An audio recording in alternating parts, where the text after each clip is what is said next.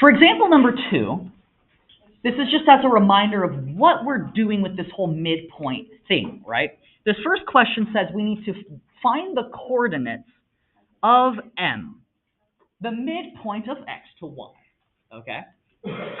Where x is 1, 1, and y is 9, 5, okay?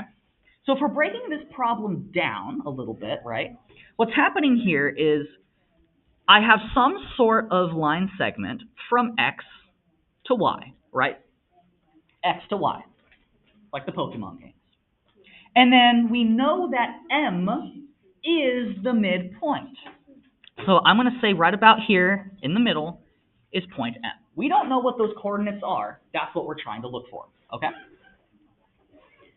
We also know, right, if we're getting our big brains locked in here, what we're going to do is we're going to say, well, y is at 9, 5, and x is at 1, 1, right? And again, like I said, we don't quite know the coordinates yet of M. That's what we're going to look for.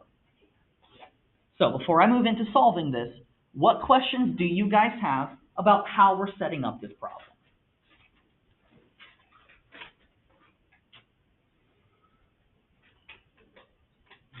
Okay. So now, right, thinking here, there was a way that we were able to find these coordinates of our midpoint. We took the x numbers, added those together, and what did we divide by? I've seen some of this. Do we agree? 2, right? Dos. Yeah, we're going to divide by 2. So we need to take our x's, add them, divide by 2. What are my 2 x values that I'm going to add? 1 plus 9. Okay, so we're saying 1. Is it the left or the right? You tell me. Left. The left, okay. Right, it's always written as x comma y. So there's our first x, and what's our second x? 9. The 9, yeah. We're going to take our x's and add those. Now, what's my 2 y's that I'm going to add? 1 plus 5. I agree. 1 plus 5, right? 1, 5. I'm just labeling these so it's very clear that that's my x's and those are my y's. So now I add them. I'm going to take my x's. I have 1 plus 9, right? I'm going to take 1 plus 9, which is what? 10. Divide by 2. 5. So I'm going to say right here, x's, right? I take 1 plus 9 divided by 2. 10 divided by 2 is 5. Now I do the same exact thing with my y's, right?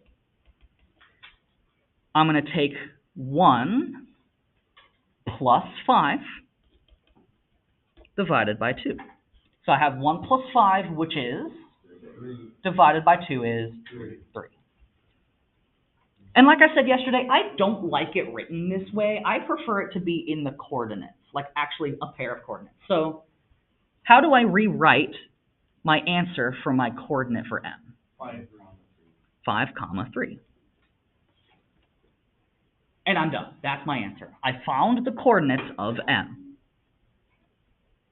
So before I go into part B, what questions do you guys have about part A?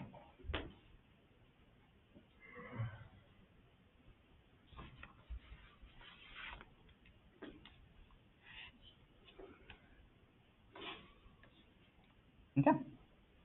Part B, that should look kind of familiar, does it not? Right? This kind of problem? Like I said, we've been having to work at this because I knew we would be getting to this point. We had to start building up this skill. But here's the really cool thing.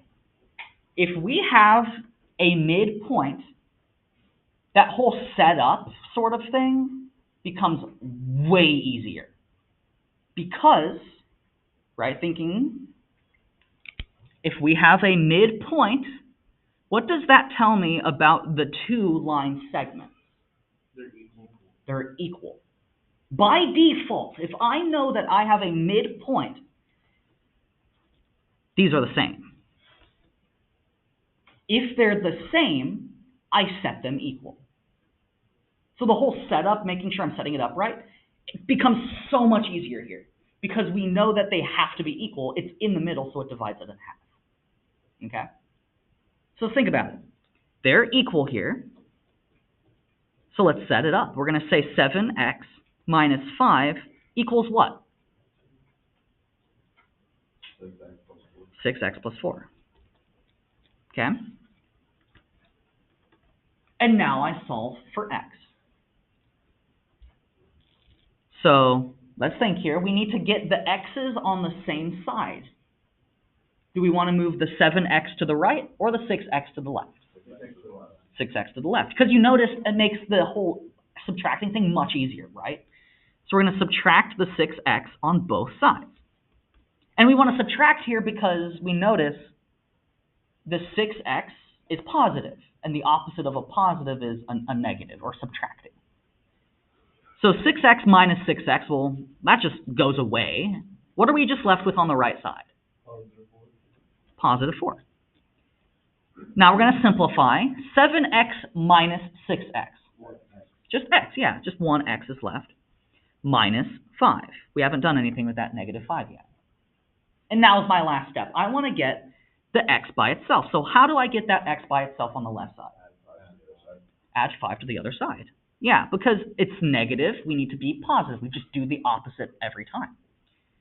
So we're going to add 5 on both sides. What's 4 plus 5? 9. Yeah, so x is just 9.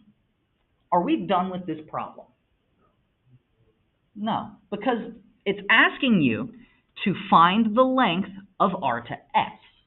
We have x. That's very useful. We need to have x. But what we're looking for is the length from r to s. That's what we're looking for. So if we're looking at our equations here, what is r to s given as? 7x minus 5. Right? You see how there's a 7x minus 5? That's r to s. So I'm going to take 7x minus 5, that's r to s, and I'm going to substitute in my x number, my 9. So I'm going to say 7 times 9 minus 5. Yeah, so 9 times 7 is 63. Minus 5 is 58. Let's break that down just so that way it's clear. 9 times 7 is 63. 63 minus 5 is 58. That's my final answer.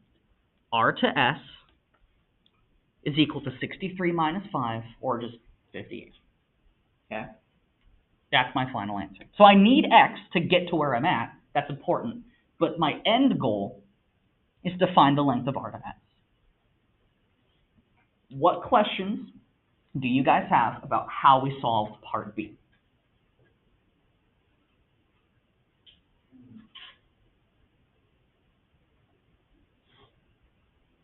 Okay. Part C is literally the exact same problem, just with a little bit of some different numbers. So just to see this happen again, it says find the length of y to z when y is the midpoint of x to z. So we're setting this up and we say y is the midpoint of x to z. If it's the midpoint, what does that tell me about these two line segments?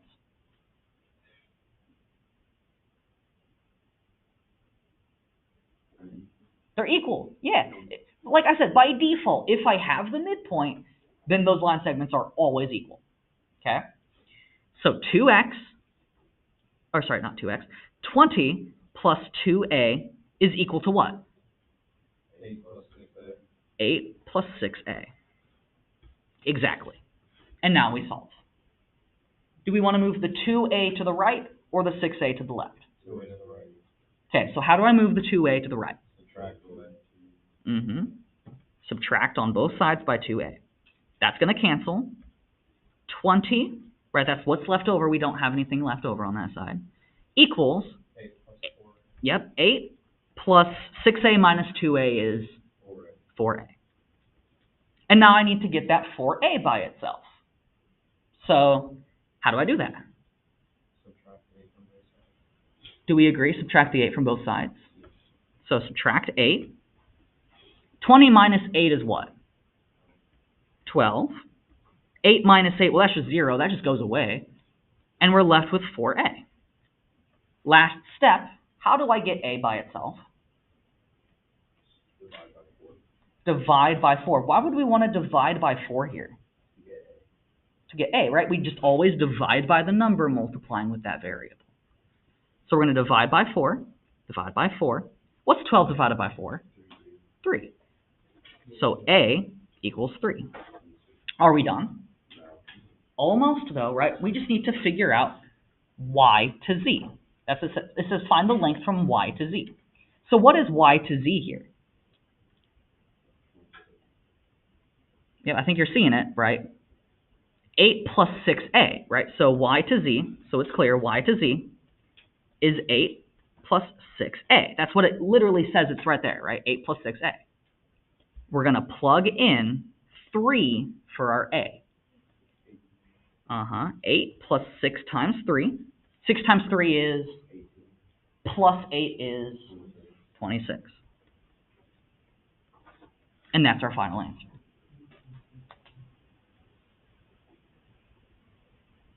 So, what questions do you guys have about leveraging the midpoint to solve problems?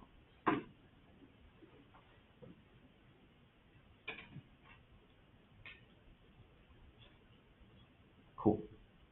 All right, so here's what we're going to do next. We're going to spend some time at the groups and the boards, kind of like what we've done before.